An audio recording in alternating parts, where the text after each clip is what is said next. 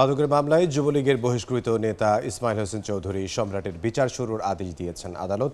জামিন বাতিল করে তার বিরুদ্ধে গ্রেফতারি পরোয়ানা জারি করেছেন বিচারক। এদিকে জ্ঞাত আয় বহির্ভূত সম্পদ অর্জনের অভিযোগে দুদকের মামলায় আলোচিত ঠিকাদার জি.কে. শামীম ও তার মা আয়েশা আক্তারের বিরুদ্ধে রায়ের নতুন তারিখ 17 ফেব্রুয়ারি। বিস্তারিত জানবো ঢাকা মহানগর দায়রা জজ আদালতে আছেন সহকর্মী আমান নবী। বিস্তারিত জানতে সরাসরি যাব তার কাছে।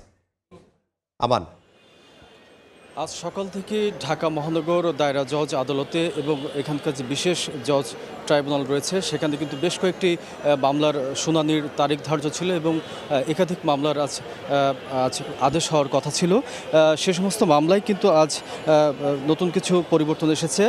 আমরা শুরুতে জানিয়ে রাখতে চাই জি.কে. শামীমের কথা, যিনি আলোচিত ব্যবসায়ী ঠিকাদার, এবং তার মা আয়েশা আক্তারের বিরুদ্ধে যে 297 কোটি 8 লাখ টাকার অবৈধ সম্পদ অর্জনের অভিযোগ এনেছিল দুদক 2019 সালে। সেই মামলাটি কিন্তু আজ একটি নতুন গতি নিয়েছে এবং আমরা জেনেছি আজ এই তারিখটি নতুন করে নির্ধারণ করা হয়েছে। আগামী 17 ফেব্রুয়ারি কিন্তু নতুন করে তারিখ ঘোষণা করা হয়েছে।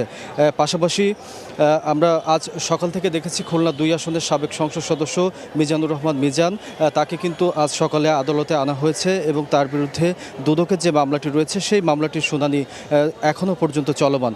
পাশাপাশি রমনা থানার দায়ের করা যে মামলাটিতে ঢাকা মহানগর দক্ষিণ যুবলীগের অব্যাহতিপ্রাপ্ত সভাপতি ইসমাইল চৌধুরী সম্রাট, তার বিরুদ্ধে কিন্তু চার্জ গঠনের আদেশ দিয়েছে আদালত। একই সাথে তার বিরুদ্ধে গ্রেপ্তারি পরোয়ানা জারির জন্য আদালত থেকে আদেশ হয়েছে। পাশাপাশি জমি জমা সংক্রান্ত অর্থ আত্মসাতের মামলায় নর্থ সাউথ বিশ্ববিদ্যালয়ের ট্রাস্টি বোর্ডের 4 সদস্য সহ 9 জনের বিরুদ্ধে কিন্তু চার্জ গঠন, শুনানি এবং সেটার জন্য একটি নতুন তারিখ ঘোষণা করা হয়েছে 12ই মে।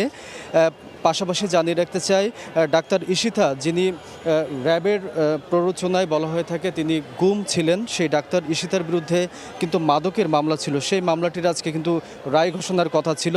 সেই মামলাটি কিন্তু আগামী 20 তারিখ ডাক্তার ইশিতার বিরুদ্ধে সেই মামলাটির রায়ের নতুন তারিখ ঘোষণা করা হবে বলে আমরা জানতে পেরেছি। এই ছিল আজ ঢাকা মহানগর দায়রা জজ আদালত থেকে আমার কাছে সর্বশেষ। সহকর্মী আমান নবী, সিএমএম কোর্ট থেকে।